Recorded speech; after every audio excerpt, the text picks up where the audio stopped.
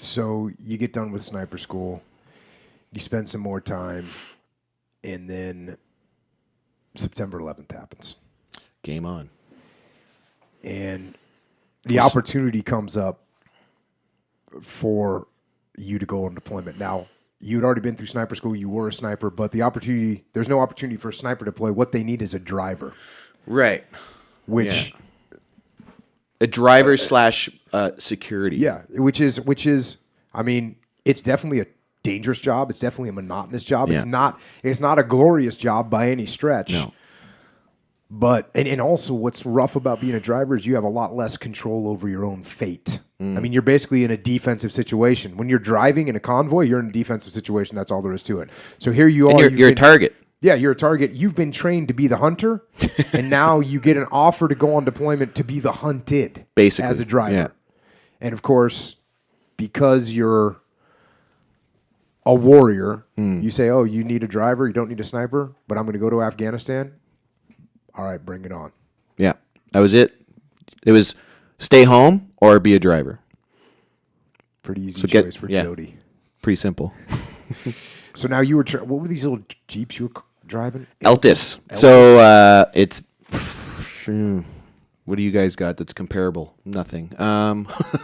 Is it just like a little Land Rover type vehicle? Yeah, but it's like not even like it's almost a class of its own. Is it armored? No, it's like a little dune buggy looking thing. It had like a 4-cylinder engine built originally by Volkswagen.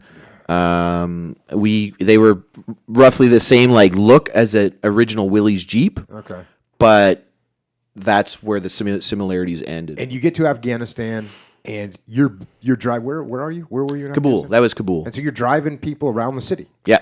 From base to wherever they got to go do. From the airport to our main base, which was what was the name of that camp again? I forget the main camp we had in Afghanistan, but it was between the King and Queen's Palace. Got it. And yeah, they'd go there, or because it was officers and liaison officers mostly that we worked with, right? So it'd be like go liaison with the Turkish guys, go liaison with the Germans, go liaison with this Afghan warlord. Take them to a dinner somewhere. You'd sit around, wait, and drive them back. Yeah, basically. And we'd be his bodyguards when he was there and stuff. And I mean, like we said, there's a threat. You obviously were prepared for anything, of course, but you know there wasn't a super high threat. Right.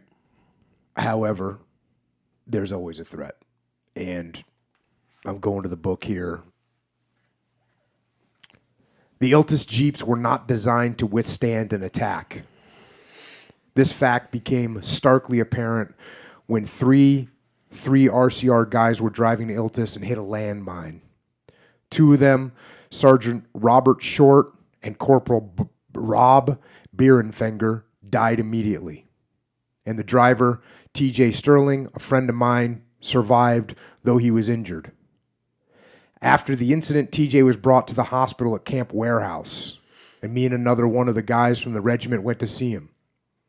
This was the first time I'd seen one of our guys hit by a landmine. In fact, it was the first time I'd seen a casualty at all. T.J. was pretty banged up. A couple of his teeth were broken, and he may have had a broken jaw. He had lacerations all over. There's always a particular odor in the hospitals around people who have suffered traumatic injuries. I remember smelling that odor, like blood, or maybe just what I thought blood smelled like.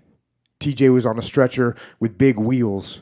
We'd used this kind of stretcher before in training. To me, it was a kind of prop. This thing we used for simulations. But this was not a simulation. This was the real thing. TJ was still in shock. It had taken a few hours for him to be extracted from the scene of the explosion. Shorty and Bierenfenger are gone, he said. Yeah, man, we replied. We heard. I need a smoke, man. I need a smoke, TJ said. The doctors and nurses wouldn't allow it, but as soon as they were out of the vicinity, we lit a cigarette for TJ and gave him a couple of drags. Ah, that's way better, thanks. We stayed and chatted with TJ about some inconsequential things, trying to keep a fellow royal in a good state of mind. For me personally, I was learning from what was happening, facing the reality that when things go wrong, you have to get that smell in your nostrils and look those sights right in the eye. Sadly, a few years later, TJ ended up taking his own life. I was a pallbearer at his funeral, and as I carried his coffin, I wondered if he carried guilt for being the lone survivor in that incident.